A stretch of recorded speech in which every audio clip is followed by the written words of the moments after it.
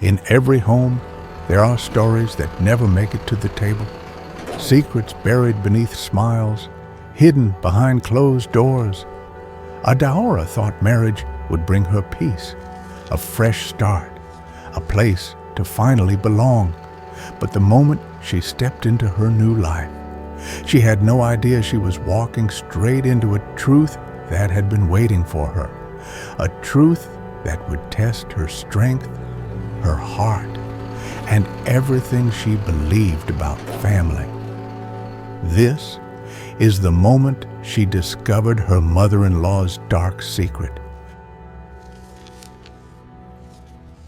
Adaora stepped off the bus, the weight of her suitcase matching the weight in her heart. The town of Enugu stretched before her, alive, noisy, and full of promise. Today was meant to be a new beginning. She had married Chike a few weeks ago, and moving into their own home felt like the start of a beautiful life together. Yet, there was an unease she could not shake. Chike's mother, Mama Ebere, would be living with them for a while.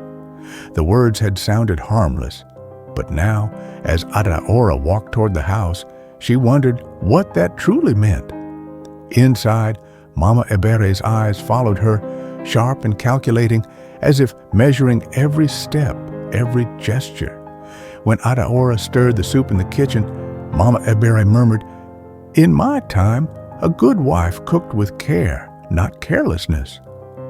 Adaora nodded politely, forcing a smile, hiding the sting behind her lips. Days passed, and the house, once filled with hope, began to feel heavy. The laughter Adaora had imagined was replaced by tension that clung to every wall, every room, every quiet moment. Weeks passed, and the subtle criticisms became sharper, the cold stares heavier. Adaora tried to keep the peace, her smiles carefully measured, her words chosen to avoid confrontation. But every day felt like walking a tightrope. One evening, the tension reached its peak. Money that Adaora had never even seen went missing. Mama Ebere's voice, sharp and unforgiving, filled the kitchen, accusing her of theft. Adaora's heart sank. Chike tried to intervene, his voice caught between surprise and concern, but the accusation hung in the air like a storm cloud. Adaora felt cornered, trapped by suspicion and misunderstanding. That night, she packed a few belongings, ready to leave. Yet, deep within her, a quiet voice whispered, "Stay. Observe. There is more to this than anger." Even in her fear and frustration, she couldn't shake the feeling that Mama Ebere's hostility had a root deeper than what appeared on the surface. It was past midnight when Adaora awoke to a faint sound. A soft, trembling voice reached her ears, almost like a whisper, pleading, drenched in sorrow. She froze, straining to listen. The voice came from Mama Ebere's room. Curiosity and fear warred within her, but something stronger urged her forward. She moved quietly, heart pounding toward the door, careful not to make a sound. Peering through the slightly open door, she saw Mama Ebere kneeling by her bed, clutching a small faded photograph. "Forgive me, Namdi. Forgive me," she whispered, tears streaking her face. "I never meant for it to end this way." Adaora's chest tightened. Namdi, Chike's father, the man she had always been told had died tragically years ago. The next morning, curiosity gnawed at Adaora. Mama Ebere had left for the market, her absence leaving the house strangely quiet. Adaora wandered into her mother-in-law's room, drawn to the drawer she had glimpsed the night before. Inside lay a worn envelope. Her hands trembled as she opened it, revealing old letters and photographs, memories frozen in ink and paper. She read about a secret love affair, a confrontation, and a tragic accident that had claimed Namdi's life. The letters painted a picture Adaora had never imagined. Mama Ebere had not been cruel out of malice. She had been a woman consumed by guilt, haunted by a secret that had shaped every harsh word, every suspicious glance. For the first time, Adaora felt her anger dissolve, replaced by a deep, aching empathy. She understood that the hostility she had endured was born of grief, not hatred. The next morning, curiosity gnawed at Adaora. Mama Ebere had left for the market, her absence leaving the house strangely quiet.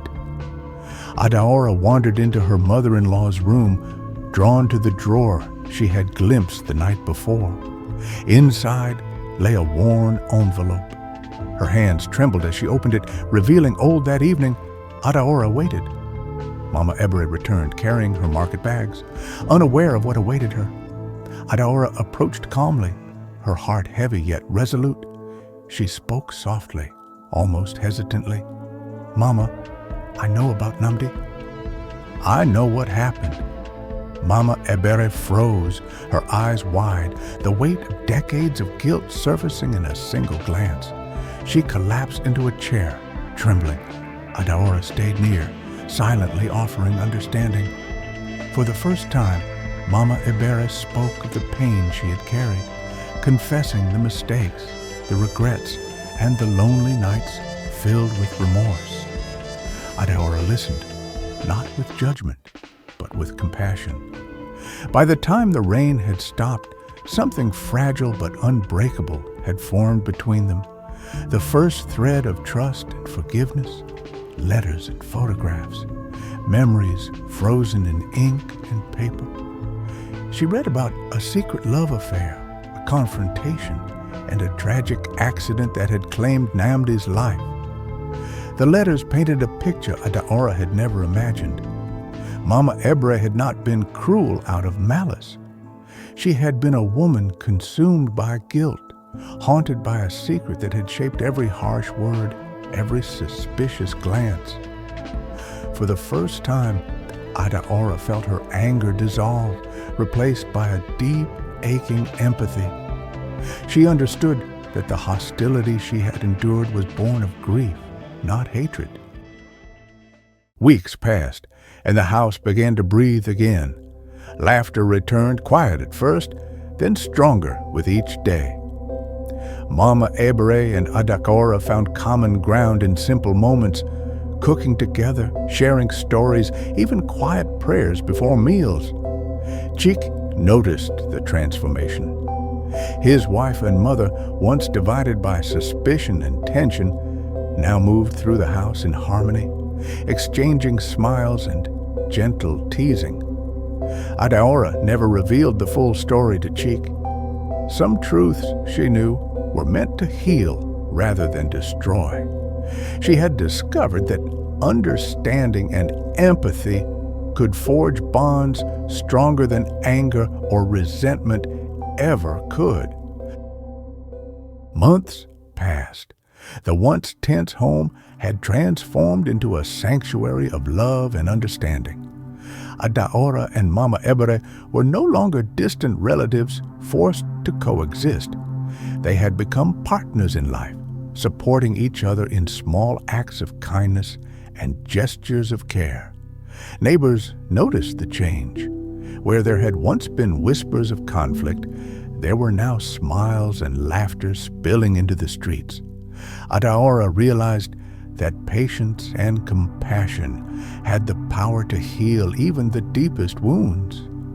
And in this, she found her greatest lesson, that love was not only between husband and wife, but also in the quiet acts of forgiveness that bridge hearts.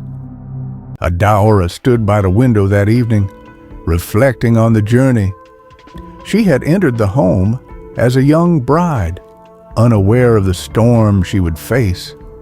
Yet, through empathy, courage, and patience, she had uncovered not just a secret, but the pathway to healing. Mama Ebere joined her quietly, placing a hand on her shoulder. No words were needed. In that silent moment, understanding passed between them, a bond forged in compassion, stronger than fear, anger, or grief. Adaora realized that sometimes the people who hurt us most are also the ones who carry the heaviest burdens. Forgiveness, she learned, is not weakness. It is the courage to see beyond the pain, to recognize the humanity in others, and to create space for love to grow. And in that understanding, the house, the family, and even their hearts found peace.